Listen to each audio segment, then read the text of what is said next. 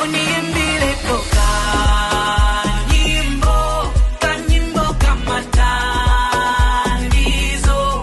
we proceed with the program for the evening, just to let you know, we might extend or reduce time, but certainly we should be here up to 9 p.m. But without taking much of your afternoon, ladies and gentlemen, to set off the program, I'd like to ask you to join me in inviting to the microphone the first Secretary for Administration and Political Affairs here at the Zambian Embassy in London. Don't forget, the Zambian Embassy here represents the Republic of Ireland, the United Kingdom, and all the see, the Vatican in Europe. Ladies and gentlemen, representing the Zambian Embassy here this afternoon, let's welcome Mr. Sylvester Chongo. Ladies and gentlemen, hand of applause.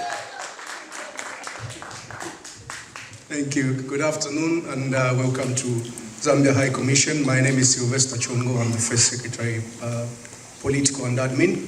I've got a few colleagues of mine here as well. We've got Councillor Economic Affairs, Mr. Mulenga at the back. And,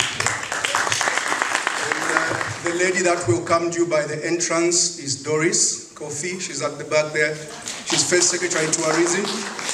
We also have Mr. Mupuchi, he's First Secretary Press. I think he should be in his office. She'll be joining us shortly. I don't want to waste much of your time. I'm representing Acting High Commissioner, Lubu Chiwe Shamwinga. She's unable to come today because of other commitments. So basically this is the Zambia High Commission, your home. We call it our second home. And I would like to thank Sean and especially Eunice. They've always been in touch with me, always involving us in their events and all. Basically, this is, we have an open door policy. You're welcome to visit us here anytime. When you have problems, come and see us, even at short notice, or give us a call. Shortly, we'll be opening a new Facebook page for better interaction, just like you are doing here. We want to interact with you. This is your house. Do not fear. We know people fear, the stuff from the mission. Our duty is simple, is to look after the interest of Zambia and you Zambians, not anyone else. Yeah, so don't be afraid to come and see us. And don't be afraid to call us. All sorts of problems will tell you what to do and where to go. Business is very important. You need to network, and that's the reason the mission exists. We are here to network with other countries. That's how the world operates. So even in business, you need to work together. You cannot be isolated. You never progress. I came to the United Kingdom in 2002. I went back in 2016. So 2013, I went into business. I used to work for the NHS. 2007, I quit because of a back problem, persistent back problem. I was redeployed, then eventually I got frustrated. I went into business, set up a motoring export company. I was exporting luxury vehicles. I sent quite a lot of vehicles, from ministers, MPs, Yeah, so eventually the business was booming. Eventually I just decided to go and settle in Zambia and open my business there. Then I diversified. I went into mining operations, so I became a supplier of equipment, industry equipment, and eventually went into politics.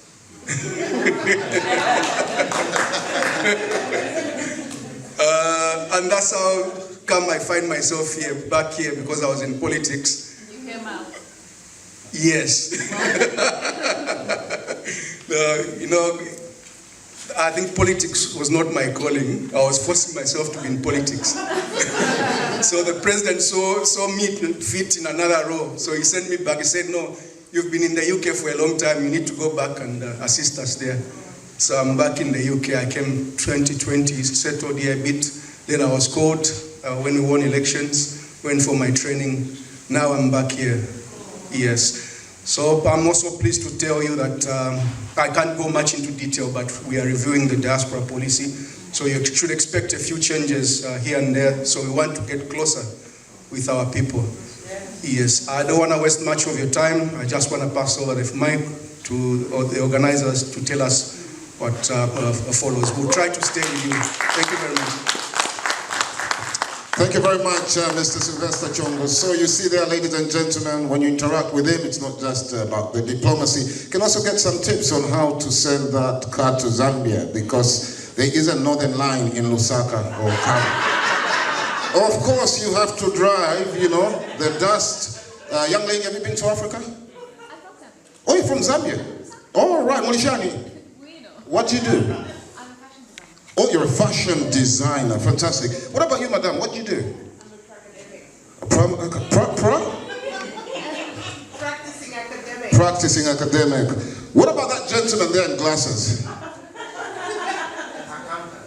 Oh, accountant. Fantastic. Let me ask that young lady, what does she do? This lady here. The fashion designer. Oh, fantastic. Then you're at a networking event. If you can remember, that just shows you're at a networking event. Give a hand of applause, ladies and gentlemen. Because there's some people who come to networking events, you ask them that question, their mind is on BTB, holiday in Spain, finishing the plot in Zambia. You know how our minds think, eh? Right, so ladies and gentlemen, let's go on with the Zambian Network. So my name is Kajol, and I'm from Lusaka. I got stuck here in the UK, and that's a story I'm going to tell just now. But I just want to make sure that I cover all my points, so here we go. My first question to you all here is, how many of you live full-time here in London? Okay. My next question is, how many of you here have lived here more than 10 years? Okay. So, how many of you miss home? So my story is going to resonate. So I grew up in Zambia my whole life. I have this accent because I went to an international school, so it's a very mixed, funny accent. And then I studied there, came here for university, and I'm going to lead to how I became a fashion designer. And I just got tired of being here. I just wanted to go home. And I wanted to be with my family, I wanted to be with my community, I wanted to be with my friends. And because I'd studied fashion merchandising, it was the business of fashion, and I thought I want to go home and build my own brand. So I did. But it was such early days. Fashion was a very slow market. It's growing so much right now, but this was in 2009. So I went back, I set up my clothing brand, and I was doing tailor-made suits. So English cuts, but then on the inside would be chitenje. So something you'd wear to a meeting, but then straight after, if you're going to go drinks or to a matabeto, you take off the jacket, and it's got our culture in the print. I've always loved art prints, and I thought there's so much we can do with that abroad. But then I found that everything was being made as a full suit. So I was like, I want to do this as a nice way of, like a tasteful way of putting our chitende out for the diaspora. So this idea has always been in my head since way back when. Strangely enough, it was so early days when I first started. I had a very small expat and Zambian community buying from me. If you see now in Zambia, there's so many designers who are making chitenje suits. And I'm like, we started this in 2009. So then, as time went by, I obviously needed a day job because this was my passion project. So I was working at a factory and I was running an embroidery department. So I was trained on the machine and I taught the staff there how to run the machine. And bearing in mind, the girls there, they'd never seen a USB stick, they never used a laptop. And so what I love to do is I love to mentor. And as Raymond and the previous speakers mentioned, I wanted to mentor my girls to, yes, do the work, but also know that they can do something for themselves. You know, not just rely on a man and get married. I said, if you want to do that, that's fine, that's great, but there may be a day when something might happen and you want to be able to be on your 2 feet. So one thing I learned about me is I like training, mentoring my team, and going back to community. We can't grow unless we have that community. So everything was going well. That was my day job. And in between, to keep the machine running, I decided to make customized caps. And that grew so exponentially. I would design caps for some of the local DJs, musicians, and then they all started wearing my items. So till today, a lot of the DJs, I have a two brand ambassadors, the Creative Natives, I don't know if you've heard them. They wear all my items, so they're my brand ambassadors. So this started 2009. So now, fast forward to 2019, and I thought, okay, caps are working, tailor-made suits are a niche market, let's go into hoodies. I had a lot of Zambians in the UK wanting the hoodies from Zambia. Sending it out was my difficulty, but I was like, this clearly, we all want something from back home. So, we're trying to find someone who's got a suitcase, who's gonna take it for me, and I thought, okay, clearly there's a market here, and it was easier than tailor-made suits, because it's ready to wear, and that's when I realized I want to move into this. So, it's now February 2020. I go to Johannesburg and I thought, I found a little factory, they're gonna manufacture my pieces. I wanted to make a chitenge like on the side. I still have the paper with the order. And I thought, I'm gonna go to the UK, have a quick holiday, see my sister, and then I'll head back and make my full order when I balance my books. What happened in March 2020? And I thought, okay, now you know what, I've got a bit of time now, I can work on the designs. So I went online, I taught myself graphic design, I finally had time. Luckily, because I had mentored and trained the girls back home, that department at the factory was still running. I was making sure I was doing WhatsApp calls, I was making sure these girls didn't feel that just because I'm not there, they don't feel like they've lost a job or they've lost their livelihood. It's not just coming down to financials, it's coming down to having that community, especially having a woman to lead them. And this is from a young age, this is from the age of 25. So I think that came from because I've always wanted some sort of role model, I guess you could say, and I wanted to be that for these women. So in between, I thought, okay, I've got a bit of time, let me learn graphic design. I had some pictures of chitenges I'd got from Kamala. So taught myself graphic design, found a course on YouTube, and I redesigned the chitenge. And for me, it's really important that we redesign it and design it like how we did back in the day. Kafua textiles, Mulungushi textiles, we would make things in Zambia. Now, our chitenge comes from China. I'm like, I'm not gonna have our things coming from China. We already have COVID that's come from China. So, I redesigned the prints. But now it's 2 months in COVID, I'm like, I'm gonna go back. Oh, I'm gonna see my girls, I'm gonna see the family. 6 months go by, and I don't know what to do.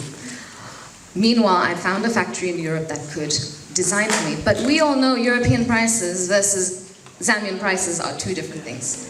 So at 6 months, I'm like, I need to find a job because my kwacha's not gonna do any more for me here. I must have gone through 5 jobs, down to even learning to be a vaccinator. Every time I got a job, there was a lockdown. There was something that was happening.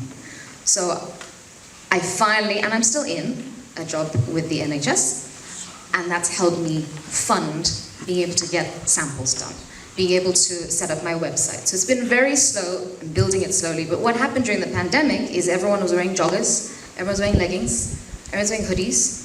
So my tailor-made suits are not gonna work for anyone here. Everyone's doing their work in their sweatpants. So I said, if I'm gonna wear a pair of sweatpants or a pair of leggings, how do we make it different? So the factory I was working with had allowed me to put the prints like on the waist or on a hoodie, it's just on the hood. And I really missed home.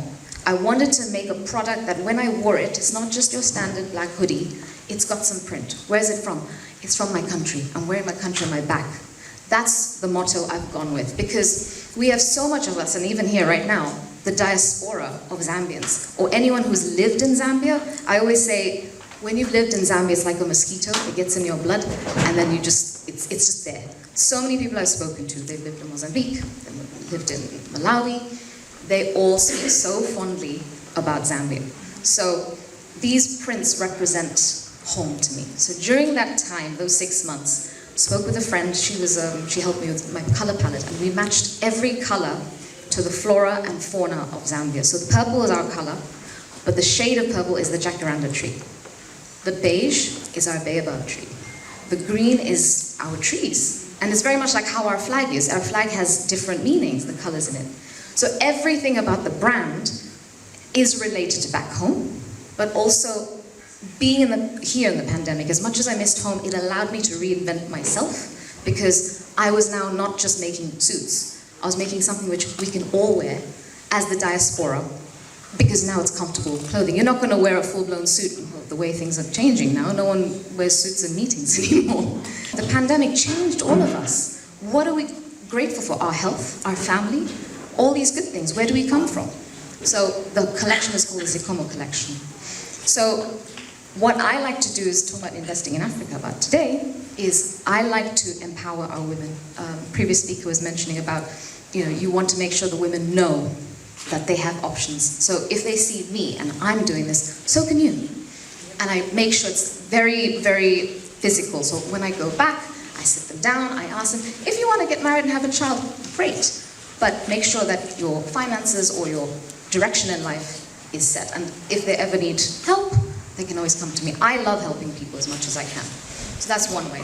Another way is, so I'm a type 1 diabetic. You can see my sensor here. So that's another reason why I went into sportswear. Because if I'm going to wear leggings, I'm not going to go to H&M. I mean, I can. But if I can wear my own brand and show it to the world, that's even better. So what I do a lot of back home is a lot of community work, because diabetes is an epidemic there. People don't even realize, they're like, it's hot, I want to drink some water. They're not realizing these are symptoms of diabetes, and I've helped so many young girls there. And again, it ties back to women's empowerment. And there was a third thing I was going to say. Excuse me. No, and then through the clothing, I mean, I didn't wear my pieces today, but there's a QR code, I've got a business card, have a look at it. If you see the colors, it's a reinterpreted chitenje. And I want to show the world that, as we were mentioning, previous speaker, West Africa is very strong and aggressive. East Africa, same thing. South Africa as well. But where are Zambians in the world? I went to an event it was a global meeting in Bulgaria 2 weeks ago. Everyone said, Victoria Falls, Zimbabwe. I said, no, it's 50-50. Okay. I said, no, I want to be a flag holder. I was the flag holder, and I want all of us to be a flag holder. If we can wear our clothing, not just back home and support local, but wear it abroad, and it has to be in a way that can work in the Western world. I mean, to wear bright colors is great, but in this weather, on a daily basis, is a little bit hard, So I made sure the designs were tastefully done. So for example, joggers will have a little bit of the print just on your cuff. The hoodie is just on the hood. So you can wear it every day. It's a standard functional piece. But it's from home. It's designed by a Zambian. And I'm just so proud of that. And I want all of us to be proud of that. I want to celebrate us, and especially us women. Like, the reason why I did leggings is I didn't see black and brown women in sportswear. I grew up looking at magazines, and no one looked like me. No one looked like my friends. So I made sure all my marketing, all the photo shoots are all my friends. They're people I know, and they're curvy, because I want us to celebrate our bodies. I want us to celebrate who we are as a country, as women, men too, sorry. I do menswear. So my story started because I got stuck here, but as much as it was difficult, it was probably the best thing in order to be a flag holder for Zambia. And yeah, I've got my business card, so if you guys want to scan the QR code, you're welcome to look at the website.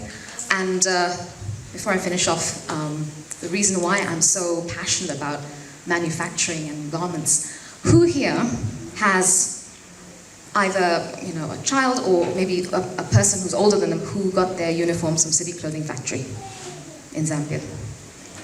Does anyone remember? City Clothing Factory? Yeah? So that's my dad, and that's my family business. So this is why I'm such a proudly Zambian brand. Bearing in mind, my father was always my boss. He made me work Sundays to run that machine. He always instilled in me, he says, if you want something, you have to work for it. And because of that, I've made sure those around me are empowered to do so as well. Because if we don't empower each other, who else is going to do that? And so that's why I feel so proud about being back home. I mean, we've been doing this since 1962. And, not me, my father. But manufacturing and proudly Zambian is in our blood. We've seen it from Kafir Textiles. My father used to only source from local. And we're trying our best. Things have changed now. But we're proud. We're proud of being Zambian. And this is what we all need. And I'm hoping through the network that you follow my brand and we can take our Zambian celebration out to the world in the diaspora. Thank you. Ladies and gentlemen, please welcome to the microphone, one, Dr. Chiamanjofu Imwe.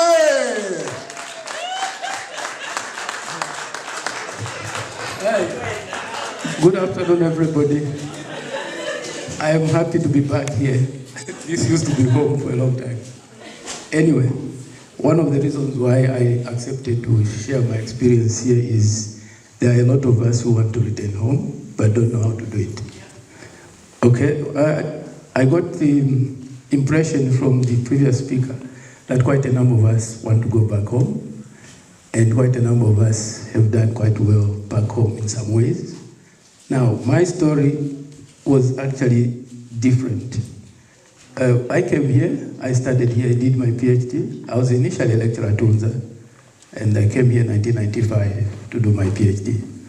After my PhD, UNZA disappointed me, or just before. And then I thought, wait, I can't go back. Let me do something with what I know. So I started as a part-time lecturer at Cardiff University while doing my PhD.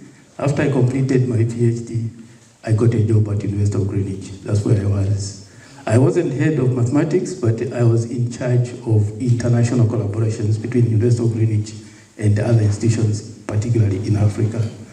So one of the things that I did while working for Greenwich University is I'm a specialist in computer science, and databases is my subject. So I noticed that we had challenges in terms of computing skills in Zambia. So one of the first initiatives that I took was to establish a collaboration between Greenwich University and ZCAS, by then as a center, then CBU. The idea was to create as many spaces for people who could not afford to go to UNZA or come here abroad. So that thing worked very well. We have a number of people actually who have been sponsored by some of you who studied their degrees in Zambia and graduated here. So what I'm trying to say is, while you are here, please try and make connections or collaborations with people back home, because if you just go like that, you won't know where to start. That's the first thing. The second thing is always try and find time to see what is going on there. Because first, like now, the economic climate is very open, and anyone who really wants to do business in Zambia can do it now. So those are the things that we need to do. I mean, I went through it. I'm happy that after my time here, I decided to go back home. All my children are here. So I just find this very useful and helpful. I'm here on holiday to see my children. So, yes, what did I do? Before I went home, I'm really interested in farming. I'm actually a dairy farmer as I stand here now. Okay, because you see, there is always time to start thinking about what will I do after I finish. I stop work. And you never know how you're going to stop work. You may be incapacitated or something can happen to you. So what you do is try and do something that can sustain you after. And one of the things that I found myself was dairy farming is easy. You just need land and a bit of capital, and you manage the animals. The market is ever ready for you. So that is my story.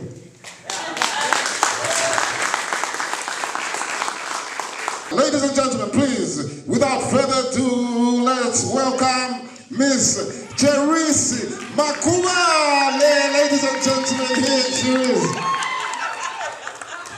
Oh my Lord. What an introduction. Thank you very much. Good evening, everybody. Yes, we still hold the record. The only country, Zambia, we are the first to win, the first ever. No matter how many come, we won it first. Oh, what a lovely evening. I'm so excited to be here. I'm so glad I bought the ticket. I've never been here before. I've never attended this event. I must say it's been very encouraging. I've learned a lot. And I'm excited for the next chapter. I think I'm ready for a new challenge. And so many people here I think I'll be following up on. So, mine is a different story. Non-academic. It's a story, it's not PhD, right? Yeah, but no PhD, this story. Nonetheless, a story. It's a story of luck, owning your own path, and dissecting social media. The noise of social media, to be specific. So, 20 years ago, I won Big Brother. I never thought I would win. I had a job to go on a cruise ship in the Caribbean. That was my job. I was a junior buyer. The visa was ready. Then I saw an advert. What is this Big Brother? I saw South Africa Big Brother. I didn't know what it was. And then I said, okay, I'm going to try. Because my goal, why I went to Big Brother, was not to be a celebrity. We didn't know those names at that time. The celebrities, influencers are now. Us, we were just people hustling, you know, looking for the next best thing to take you from A to B. That's how it was. My family was going through some financial challenges. My father had lost his job. We were moving from one house to smaller, to smaller, to smaller. So I said, at this point we can't go smaller. It's not possible. So I said, okay, we need to all do something. Let's try. So I decided I'll go and work overseas, earn some money, see where it goes. But God had different plans. I applied. It took, my God, nearly a year of applications. Going back and forth to Lusaka. Psychological tests. This test, people don't realize. At that time, it was only, I think, just under 1,000 people applying. But a girl from Kitwe, naive, 24 years old, never been on a plane. I was chosen and I won. $100,000.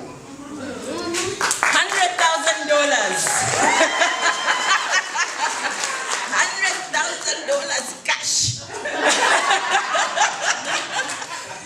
Anyway, now when you're naive, $100,000 can just go and disappear. So when I went to Big Brother, as I said, I went because I wanted to improve the livelihood. I didn't want to go to that house, 2-bed house from a 4-bed. So I didn't know anything. All I knew was I wanted to buy a house. And I bought 2 actually. That time it was 400,000. I remember very well. 400,000 that time.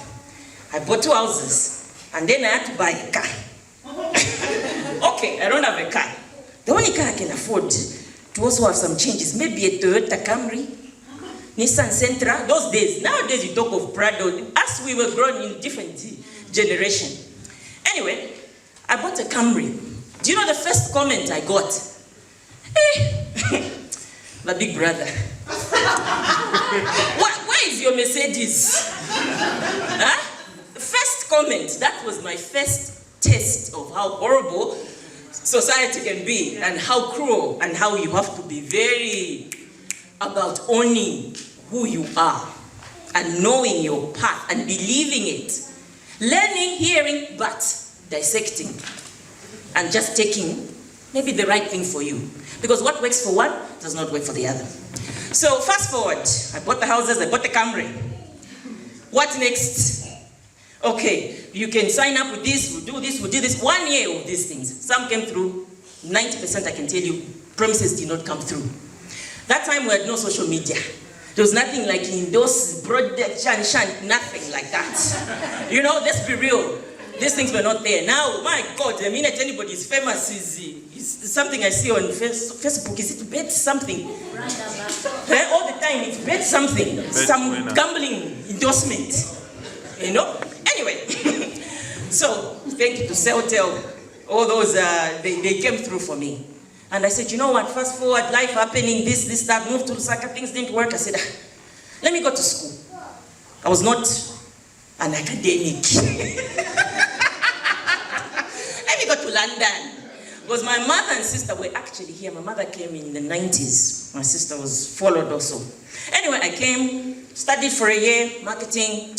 Wasn't happy. Went back home. Was home, started learning, okay, my house.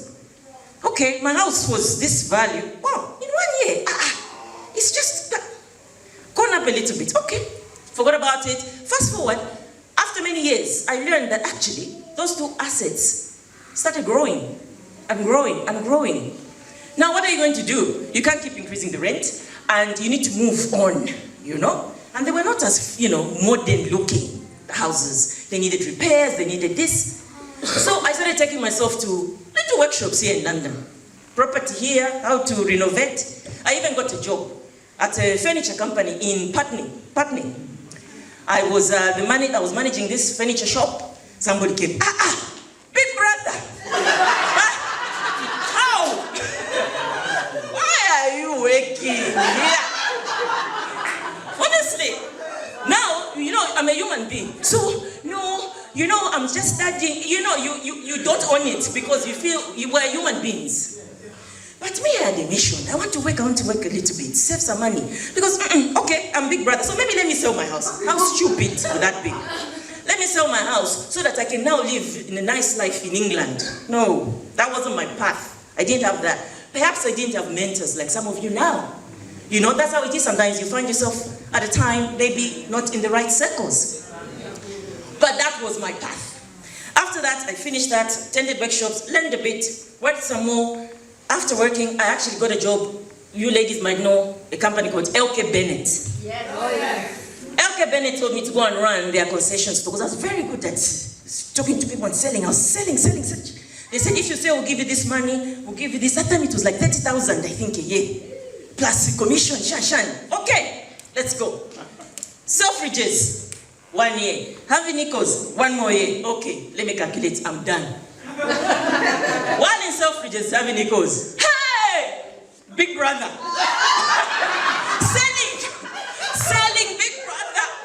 Kaleza, Big brother is selling in Selfridges. True. It's true. It was my path. I did what I had to do, not to sell my houses. Wow. And I worked in retail. And I finished working, I saved what I needed, and I went back home. Wow. It's very important to keep in touch with Zambia. Like somebody said, don't just expect that, now I've worked, I'm going to Zambia to invest. You need to know the going-ons. And from that, I learned a lot about property. All of a sudden, okay, I sold one house, bought another. Okay, renovated this, sold, bought, the journey started. I was in Kitwe, Mandola, Salama. After a while, another workshop. Location. Logistics. Okay, so if I have money today, there's a problem in the house in Kitwe, there's a problem in the house in Dola, and Lusaka, and I'm in England. How much money am I spending to send somebody here, somebody there, somebody there? The rent has gone at that point. So I said, okay, let me think. I'm going to sell my Salama. No, you can't sell Salama. Lusaka is the place. Lusaka is the place. But you forget, you can be in Salama Park and earn half the price as being in Kansenshi because of location. Prime location. Salama is not prime. Yes, things have changed, but it's still not prime. It's not the top end. So you need to think about location. So I sold Salama. I sold Kitwe. Nearly killed me because Kitwe was my big brother house. So I sold it. People was, no, you can't. It's funny, the people who bought, a tobacco company bought from me, they bought the house from me, they sold it to a company called TK Elevator, who now manage the lifts in the flat I live in. Can you imagine? It's karma. So I was in Kitwe checking, this name, I know this name. This name is on my list. I pay these people service charge. They're the one who are there anyway. I digress. But anyway, it was difficult for me to sell, but sometimes you have to make decisions. And it's hard, but you grow, you learn, you evolve. You make a plan. And every time you sell, don't sell without a plan. Because money finishes just like that. So anyway, I sold, I bought in Ndola, another place. Then I realized, okay, rent in Mitengo wasn't the same as Kansenshi. So I started selling again, buying old properties in Kansenshi. And that's where I am now. Thank God, my money has worked. So, the moral of the story is, you can be a reality show star, and you can still succeed. But anyway, 20 years ago, the Zambian people voted for me. And I'm so grateful. And to that end, I have carried on my charity work, the Charisma Kubale Foundation, which at the moment, we are building a community center. I've donated some land that I owned from Big Brother man. Still working. And they have donated to the charity to say, build a community center. I may not be there. Let's have a multi-purpose center. People will be coming. People will be learning. There was something, Impact Hub, things like that. It's a digital world. You know, after school programs, I lost a lot of girls to pregnancies when COVID hit. They had nowhere to go. We want a skills development center. We want women to be taught in literacy. So the first thing is we need a facility. So that's what we're doing now, is building the Chirisu Makubale Foundation Community Project in Mitengo Ndola. Thank you very much for this. Entrepreneurship is some sort of, it's something, some people develop it and some people have dreams that follow them and they haunt them, you know. I have had situations where I wake up around 02, I'm telling my wife, okay, my wife, I'm gonna be a millionaire, okay? And then she's telling me, not again, don't tell me! So I said, okay, let's rewind that, I'll talk to you in the morning. But what I'm trying to demonstrate is that entrepreneurship is, the way I see it now is, you're gonna live several lifetimes if you pursue your dreams, because depending on whatever takes you, because there's no guarantee in entrepreneurship. And there's a lot of facing your fears, because there are times when you actually run out of money completely. And you're gonna think, okay, I'm an idiot, why did I do this? And at the time when I left my job in the city, I remember my wife was like, you are mad. I said, no, I have a dream, you know, I just can't do this anymore. I want to be a businessman. And so she put me to task to explain what being a businessman was meant to be. Then I promised her, you know, this is going to be a very nice life, and you know, one day things will be good. But as an entrepreneur, you always live for that dream, and that's what the push is. And sometimes it's the curiosity, you know, there's this hunger where nobody can explain what troubles you. And all the entrepreneurs, like if I look at Elon Musk is somebody who's just like not an ordinary person, and if he's going to fly to Mars, you're going to think he's a madman.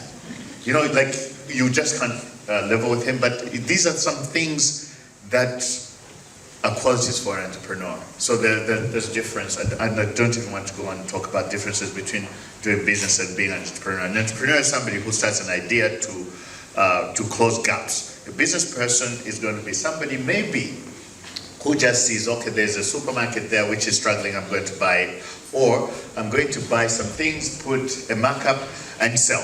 That's a very simple business. So I've just like told you the driver. It's not something I can explain to you to say, why do I love sausages? And I loved sausages from when I was young, actually.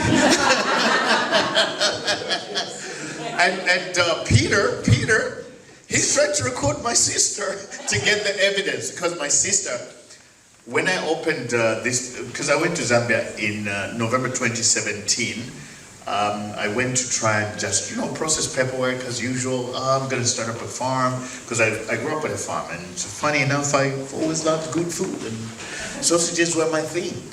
So when I opened the shop selling sausages, and I told my sister, I've got the best sausage in the whole world. She was like, okay. You've always loved sausages, by the way. I think maybe I'll try this. So when she started eating my sausages, because I used to have the testers like that in my shop in Zambia. So when people came into the store, I told them, I've got the sausage, that's going to be a sausage of your dreams.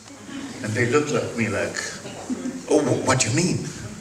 And I said, okay, look, let's just try this. Let's try this. I dare you. This is the best. Have you, and they asked me this question, have you ever eaten sausages in Italy? Yes, of course. I ate them in London. Have you ever eaten sausages from South Africa?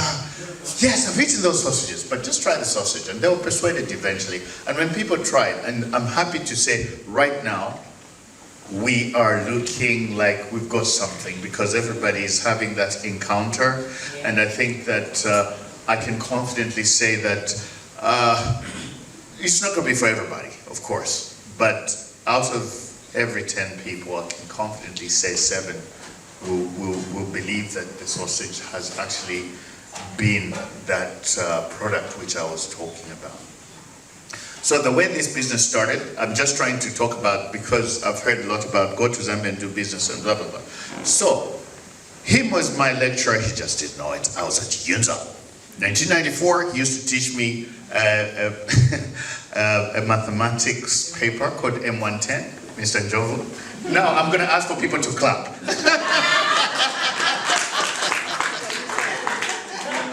So he was on it, so I'm really excited. And then I saw Dr. Lukomona, he's written that book, and I urge everybody to read that book, because I read that book 2 times, and I just thought I should have read this book even at the time when I came.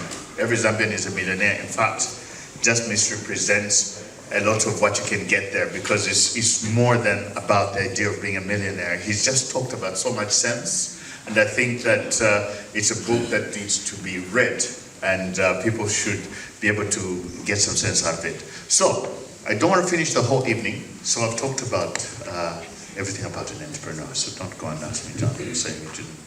Yeah, okay. So the next thing I was going to tell you is, okay, to start Swenga, the way it starts, look at the guys, they're having sausages, they're looking for my, you see, this is, look, there. That's what it is, okay? So, the way Swenga was developed, I went to Zambia and I have a farm. So I was at the farm, then I was asking myself, okay, if I eat sausages, what do I really want to eat in a sausage? And I had that dream of having that proper sausage. It took me 5 years to get to the place where we are. So it's not something that I just tried and tested and then, you wreck a moment. And it's also driven by passion, So a lot of these things, like I was saying, I can't explain it. Like I left my job in the city. I was earning some very good money, actually, thinking about it. But at the time when I left that job, I was kind of lost, because I started this practice, because that's the entrepreneur's journey. The entrepreneur is driven by something that he can't explain or she can't explain to the next person. Even your partner sometimes won't understand what it is, these dreams you're having. And so many times I've written things and that sort of thing. So when I went to Zambia, I knew I wanted to go into food, and I just really wanted to find that sausage, because in Zambia there are times when people have made good sausages and blah, blah, blah. Then I said, okay, I'm gonna do the research. So there are blood, sweat and tears. Basically, this company was called Swenga Meats in Zambia, and it's there on Facebook. Swenga Meat, you can find it there. But and when I started that business, I also said, okay, we have to improve local breeds, because village chicken, right now, there are people who want to import chickens from other countries to say these will perform better than the local chickens. Now I was like very confused. I said, okay, I'm gonna breed the chickens, local chickens, and just make sure that I can improve the breeds. And I was telling my workers to say, okay, you know what, when I do something, I want to be in the top 10. If I'm not going to be in the top 10, I'm not going to do it. And so we challenged each other. 2019 agricultural show, we got the second prize. First time appearing at the Zambia Agricultural Show, we got second prize. It's there on Swenga Meat, the certificate, So those are the things that we are hungry for, we're hungry for excellence. So when we give you a product, we are coming from a certain place and saying, look, if people have done this, what can we do better? This is the whole quest. What can I do better? And so when I was in Zambia, we had the business running very well. Then the pandemic hit. We used to have customers in the offices. So all the bankers, lecturers, these professional people, all the people in the offices, we used to go around giving them the sausages, and they used to buy. I mean, like, we would go there, payday was our payday as well, when they got paid, they paid us, so we gave them on credit. So when the pandemic hit, there was like, everything just went down. Nobody would allow you to enter any office, and understandably so, because that was a very unusual thing. And that's what slowed down the business, and from that time, I had done the proof of concept in Zambia to say, okay, my product works, because I was in between the UK and Zambia, and even there were times when I would go to the Lusaka International Airport and people would just welcome me as part of the family. Hey, welcome, Mr. Mike. That was like, so they started calling me Mr. Swenga in the end. So I said, okay, I'll grab it. Swenga, what it means is, it's got a very deeper meaning. Swenga means nice, extraordinary. So it's those products. In some cultures, it means done natively. So like it's a localized product. So that's why Swenga is such a powerful name that we ended up calling the product. And the product is special because we will try and maintain, because even on Trustpilot, when you go on our website, swengafood.com, you will find all the reviews, 5 stars and just 9% 9 stars. So 91% 5 stars, 9% 4 stars. So, okay, so I'll finish that. I'm not going to finish the evening, I promise you. So the next thing we did was, when I came over here, because there are some people who are coming to my shop to come and buy, because at one point I had 4 shops in Zambia. And so people would come from here, they're on holiday. Here, there are lots of people who make sausages. But you know what, sausages are never equal. Everybody can make their own version of the sausage, but we want to make a sausage which is like hard and fit when you eat the sausage. Like today, I'm sure when you burp, you're going to remember something about the sausage you ate today. And the proof was there. If anybody's doubting, we're going to fry some more. So going forward, we've set up this business as an e-commerce business. We're at swengafood.com. So what happens is we're just mimicking Amazon. When you click on Amazon, you're going to track your parcel all the way to your door. Now, because I am a business advisor, I've got this accounting practice, and I've been coaching people how to do business. I've been like a gym instructor who is going to tell you to do 20 press-ups while he's just counting. 1, 2, 3, 4. And you get to do all the work. But now I'm just at the end of the, like I'm a swimming pool instructor, so I'm talking about swimming, and I'm swimming along with the people. So I have told everybody, I've started this business in your eyes. You know that? I told you, John. United? Yes, you did. Of course, so John is watching. So is another Dr. John Lukomada. So I have told the people to say, look, I've started this business right here. So the aim of this business is that it's not about me.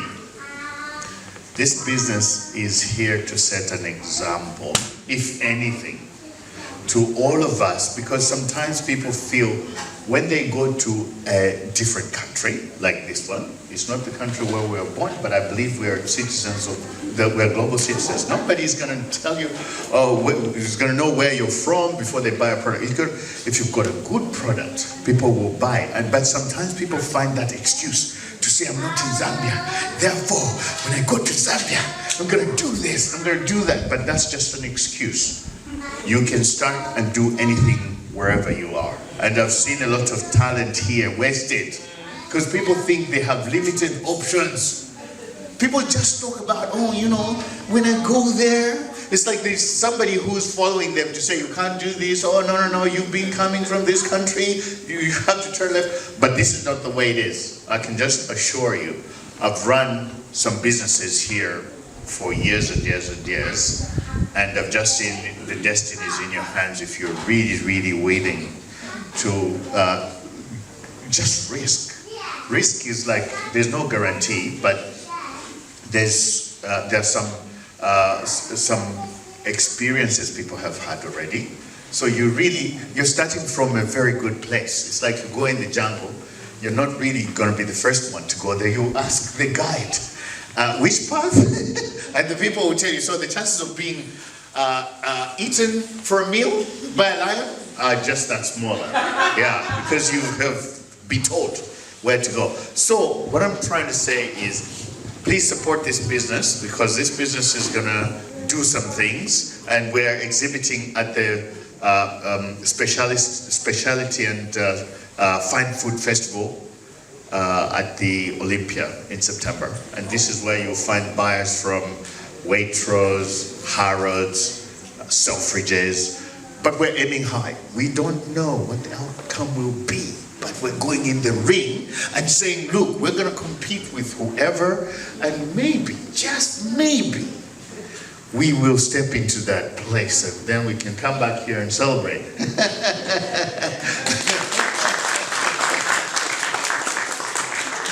Thank you. So the next one where we are, because we're aiming high, we're going to the Excel food exhibition, international food exhibitions. In the Excel next year, that's the place where you'll find all the buyers again coming through to look for those people with special products. But this product can be nothing without you. So at the moment, I'm just really excited. At least I've seen some nods of approval from about 90% of the people. And I'm really excited and really proud to actually know the work is for something, it's not for nothing. And I think that I will continue to make sure we make something so authentic. And I can hear people, like some people are saying, I taste Zambia in here. Now I'm thinking, oh, there is Zambia in the food. That is so exciting, but that's it. I don't have much more to say. I can say so much more, but please, we are here only for a time, and we are all driven by things to maybe say, okay, what's my legacy? The legacy is more about what the impact is going to be, more than the bank account. So some people like myself are never driven by money, because money is a byproduct of that thing you're following. Now, I can even guarantee you the amount of money I spent in Zambia to develop those products, it's lots. But I'm just saying, you have to have the appetite and the ability to follow your dreams. Thank you so much. Thank you very much, Mr. Steve Mwale of Swenga Foods. So check out the website, www.swengafoods.com. Ladies and gentlemen, did you know that 1964 was a very, very amazing story? So just make sure you don't gossip in Bemba Nyanja Lozi Tonga Luvale behind his back, because he's very much a Zambian. Over to you, sir. Thank you. Good evening, everyone, and thank you very much for introduction, and thank you very much for listening to me for a few minutes. I won't take up too much of your time. I just want to quickly introduce my company, MyTalu. So I'm the founder and CEO of MyTalu, and we are a fintech that's been built for Zambians 100%. So we are launching this week in the UK, and what we offer is a multi-currency account that allows you to hold British pounds, Zambian kwacha, and we can send cross-border payments back home to your friends and loved ones in Zambia. It also comes with a virtual USD card, so if you need to make any purchases online in the US, it also facilitates that. And the last thing that we do, which I'm particularly excited about, is we offer digital storefronts. So if you'd like to sell products to the UK or to Zambian customers, we have the payment integrations all linked up, so you immediately generate your store, add your products, and you can quickly start selling on all social media channels, things like that. So it is the trifecta of sending money, spending money, and earning money for the Zambian community. So I'm delighted to say we're launching in the UK next week, but some secret news that I can share with you is that 2 weeks ago, we received our license from the Bank of Zambia. So we'll be launching in Zambia itself in September as well. So if you have friends, family in Zambia that you think would like a multi-currency account, virtual cards, things like that, please let them know, and we'll be on our way there soon. Thank you very much. Thank you very much, ladies and gentlemen. Please follow this gentleman. Ladies and gentlemen, who is a social media genius? Let me introduce to the microphone, Mr. Raymond Pelekamoye. No relationship at all, before you ask, with the previous Pelekamoye here. Well, I'm not sure. Can you guys hear me? Yeah. Sorry, I don't like using mics. I like. Do you need the mic? Yes. Really? Yeah. Okay, I'll use the mic in a bit. So what I want to do, I want to get everybody into the mood of what's going to be happening. When I speak, I don't really like to pitch things. I like to teach people. Is that fair? Yeah. So what we're going to do is we're going to put our right arms up. We're going to put the left one in the middle. We're going to flip the right one over. We're going to go across the body. We're going to go down. Then flip your left and interlock the fingers. Sorry, what's your name? Maidra. Can you make sure that your right thumb is over like that? And together we should be able to do this. Do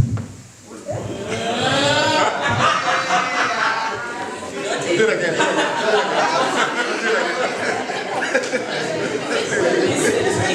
So what I do, I'll use the mic now. So that lesson is a way that I like to teach people how to do this philosophy and this ethos called show and tell. Is Sean here? Sean, last time I spoke was what, 2016, 17? 18. It's been a while. That's about 5 years. So much has changed, and honestly, I'm honored to be invited back to speak to you guys again. I've got a lot to share with you guys as well.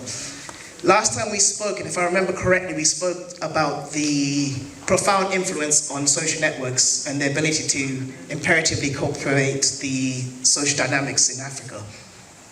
Now, a lot has changed since then. My colleagues and I have built a community hub in Lusaka, on Jesmondine, just by the corner of the renowned University of Zambia. This is a space that incubates and encourages people, creatives, entrepreneurs, fashion designers, or even people in the street that sell tomatoes. We teach them the fundamentals of mathematics, we teach them the fundamentals of accounting, most importantly, how they can survive and become more sustainable, right? So, before I carry on, allow me to reintroduce myself because I feel like a lot of people don't know who I am. My name is Raymond Pelakamoyo. I might be related to Donald Pelakamoyo. We had a conversation about it. We said the name is very unique, so you might as well be related. I am also go by the name as Raymond St. Charles on Instagram, social media, for those that do know me. But most importantly, I am a recipient of the Business of the Year Award, Entrepreneur of the Year Award, and Enterprising Individual of the Year. Most importantly, I am a Zambian. I was born in Lusaka. I am the son of a tennis player who was then hired by Oxfam to integrate social networks and develop them in local communities and developing countries. We had the opportunity to travel to Zimbabwe, Harare. Any Zimbabweans here? No? Half. Then from Zimbabwe, I moved to Oxford, United Kingdom. Something about Oxford that really interests me is that it's very privileged with the education and the history and the culture around there. But something below the surface is that Oxford is very unequal. The inequality levels are very high in Oxford. You go around Oxford, shops are empty, homelessness is high. The rich are getting richer and the poor are getting poorer. You probably see it in London, you probably see it in the communities that you guys are from, right? Cool. So what happened then is when we went to Africa and we went to Zambia, we started doing market research. We tuned in with the local community, we did some engagement, and we spoke to them. We did a feasibility report. And something that surprised me is that in Zambia, there was high levels of youth unemployment. But when we looked at the scope and we put this against the framework and we looked at exactly what was going on, the numbers were actually higher than what it was. If you look at the old people, if you look at middle-aged people as well, employment rates were high. So we understood the need and necessity to actually address this issue. So we built Ubuntu Hub. Ubuntu Hub then turned into Impact Hub, which became the 6th biggest hub in Africa. The importance of Ubuntu Hub and Impact Hub together was to support, incubate, and give people the opportunity to escape from their barriers, right? Since then, I've moved back to the UK, and I established Youth Innovation Hub in Brixton, which is in the biggest community space in the UK. You can go there, it's free if you've got startups, if you want to go in there, get funding, you can do so. Then I moved to Oxford, where now I work with regenerating high streets. I go into unused spaces, turn them into community spaces for people like me and you, right? Then, the most important thing about this talk, what I want to really get into all of this, is I also want to propose a subtle proposal, right? I want everybody to understand the importance of the words ownership. Everything that we live, everything that we touch, the ground, the spaces, the town centers, we actually own these spaces, right? We've been told differently, but we actually we have ownership in these spaces. There's also a term that I really like, is stewardship. John, you said something really amazing at the beginning. You said something about the trees, right? Could you repeat that for me? Yes, it's a Zambian word or proverb. Imiti kula empanga, to translate the trees that are growing and the forests of tomorrow. Thank you. Wow, you said that nice. And there's this term called stewardship, that we should leave the earth in a better state than where we found it, right? When you partner this ethos with show and don't tell, you've got the best ingredients for what you call community wealth building. When we went to Zambia, the first mistake we did was we tried to teach people how to run a big business, when the average person wanted to know is, how do I sell a tomato? That important lesson in itself taught me and shifted my language around entrepreneurship. So what I want to do today is, when we go away from this, I'm going to tell you a very, very amazing story from a guy that I met in Zambia, a young boy. His name was Johnny Kalenga. When I met Johnny, I said, Johnny, what do you do? He goes, I build skateboards and I put plastic bottles as wheels. Johnny turned 300 planks into skateboards, and now he's got the biggest skateboard in Mongo. I said, Johnny, why do you do this? He said, because I want people to skate with. That necessity in finding community is what's important. So if we all go back today and embark on this journey together, and we understand the power is in with ourselves, and at the core of every ecosystem is people, then we can change the world. So if you feel like going on Impact Hub, searching it up, feel free. But most importantly, my name is Raymond St. Charles. Thank you. My name is Chiz. I'm the founder of Bantu Belly Catering, and otherwise known as African Appetite. To my family, I'm known as Chileshe Mwaume. I've actually seen 2 members of my family here today, which is great. Being because in my family, I'm one of like many Chileshes, and they're all female, and I seem to be the only guy. And that's probably where my journey started. I've always been in and around the kitchen, in and around my mum, like aunties and so forth, and getting asked to add salt into this and do that. But I came here at a very young age, as you can tell from my accent. I've been here quite a while. I'm a lifer. I've been here like well over 1988 I came here. But yeah, my mission with regards to Bantu Belly Catering, I'll give you some background. Basically, the mission is just to make Zambian food more visible, more accessible. When people talk about African food, they immediately think of West African food and sort of Eritrean food, Ethiopian food, and so forth. Yet our food is so accessible, being that it's palatable. We don't incorporate a lot of spice and things like that. So I was really just trying to get it out there and get people knowing what's going on with Zambian food and what it's all about. Also as well, I find like with the new wave of vegetarianism and veganism, we actually have the world's most unique vegan meat, which is chikanda. And as yet, no one has actually the penny hasn't dropped to say, look, this is what we have. It's an amazing product. The only thing, of course, is... We don't want that penny to drop yet. Yeah, I mean, we don't, you know, I've been waiting. Every time I see Dragon's Den, I think someone's going to come on there. No, but you know what it is? It's, you see the orchards, the tubers, sorry. For you guys who don't know, chikanda is like a processed sort of vegetarian meat that's synonymous with Zambia. I think only a few parts of Congo have it. But it's getting hold of those tubers. I don't think they've actually been commercially grown. And that makes it equally as unique. That's why it's so scarce. If you ever go to kitchen parties or anything, people just give you little pieces. But yeah, there was a restaurant before, I think, was it Frida's? Yeah, so when that closed, and then we had the goat pub, and we had a few Zambian nights there. It's just a shame. My research took me to search, and I found there was no actual active Zambian restaurant. So I set up Bantu Belly Catering. Been going now for about 1.5 years. We do christenings, we do weddings, we do corporate. We're lucky enough to be invited here every couple of months. And really and truly, we're just trying to put Zambian food on the map. just trying to educate people as to what the cuisine is all about, and ultimately trying to get them to taste it. In terms of my own journey, where it's going to take me, the plan is within the next sort of 6 to 8 months, I want to get sort of a street food store. I don't even know who's Zambian until I hear them on the phone on the bus. There was one lady that I worked with for 7 years, and it's only one day when I was talking to my mum in Bemba on the phone that she looked at me, and I thought, why is she looking at me like this? I'm sure this woman's married. And so I looked at her, and out of politeness I was like, I smiled, but then I remembered I'm married as well. But then she started speaking to me in Bemba, and I said, I didn't know. And you know, everyone called her Michelle. I didn't even know her name was Michelo. And I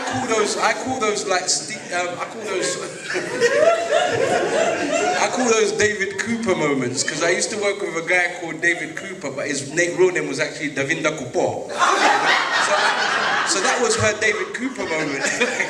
She was now Michelle, but yes, from then we got talking and so forth. So we're not easily recognizable. So it's so important that we let people know what we're about, that we, you know, speak up about Zambia wherever we go, let people know what's going on and so forth. So hopefully through the platform, through the network and so forth, you get to hear a bit more about what I'm doing. You get to try some of my food today, and no, just thanks for coming down. I know the guys were really worried with regards to organisation and everything of today, because there's a lot of things that have been going on in the background, but I'm so happy that everything has just fitted into place and we're all here. Thank you very much. I really didn't know how I was going to follow the guy before. That's some amazing work, and I need to connect with you because I do some work with people with learning disabilities and autism as well, and I think that's an important issue that we need to address in Zambia as well. I also run the DHLK Educational Trust, which is a charity, and we help children in sub-Saharan Africa as well. But my main focus is I think we need to also have a look at how we treat people with learning disabilities and autism, and the whole neurodiverse space as well. And also as well, girls in education and just functional skills. A lot of the time we've been told to become doctors and lawyers. There's now girls in Zambia who are tilers, electricians. We need to push for that. We need to make sure our girls are just working and not just aspiring to have a husband who can support them. Thank you very much, people. To everybody. I want to start off by giving you a motivational story. Once there was a little girl. She was no more than 7 years old. Unfortunate for her, she couldn't talk. She had so many behavioral issues. She used to run from one wall to the next, and she used to bang her head on the wall. She couldn't talk. It used to take her 10 minutes to say one word. Then one day, her mom looked at her, because they had a good relationship, and she said, "What do you want to be when you grow up?" And she said her first sentence ever was, "One day, I'm going to grow up and be a teacher and help little children just like me." She grew up, she became a teacher, she became a children's author, she became a governor to over 1.2 million constituents. She became a course creator, and that little girl was me. The reason why I'm here is because I'm so passionate about education. No matter what your industries, it involves education. Unfortunate for our children of today, not only since the pandemic, but even before, I've taught over 26,000 children over 40 years. And I can tell you that mental health and emotional well-being is a big thing. I want to help children get over the hurdles that life presents them. We want to give them life skills. We want to give them emotional regulation. We want to give them hope, passion, purpose. That's what Teachers to Go is all about. I'm here because I believe in the Zambian mission. I believe that in coming together, networking, and sharing what we do, it changes lives. Not only the lives of the children, but yours too as parents. Thank you. Hello, everybody. My name is Mrs. Kalenga Mtonga, my husband there.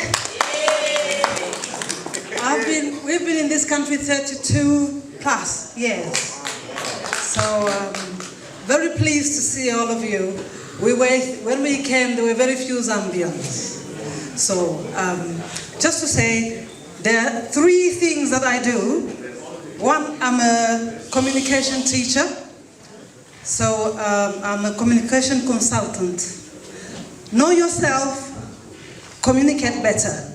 So I can help you to find out what your personality is and what works better for you and what is making you not do better. Amen? Amen. And the second thing that we do is we do a bridal and party hire. We used to do catering. We had a catering company called Wadawekuta. We used to travel all over England, and we did, Dr. Lunkumana knows about that. We did catering like the brother is doing there, which we recommend, very good food there. But we found ourselves overwhelmed with orders. It can be a good thing and a bad thing as well, in that we were not ready for the amount of people that wanted to order our food for weddings, bridal parties, corporate events. So we ended up diversing into catering and a bridal hire company. So if you wanted things for your chilangamlilo, like you wanted pots, or you want chafing dishes like the gentleman is using there, or you want any equipment to use for cooking for plenty people, you can come to us. We also do deco. So we were looking at your space here, thinking we could do something here for free for the first time. We came up, right? Yes. And then eventually maybe you could hire us for your weddings or your kitchen parties and things like that. I am also a professional MC and a matron. Chimbusa is a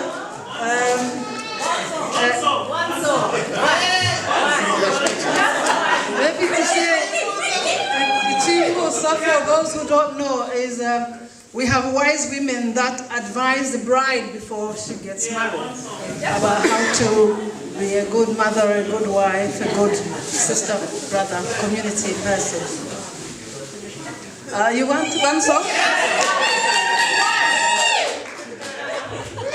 Nasekela seke, nasekela seke, nasekela seke, nasekela seke.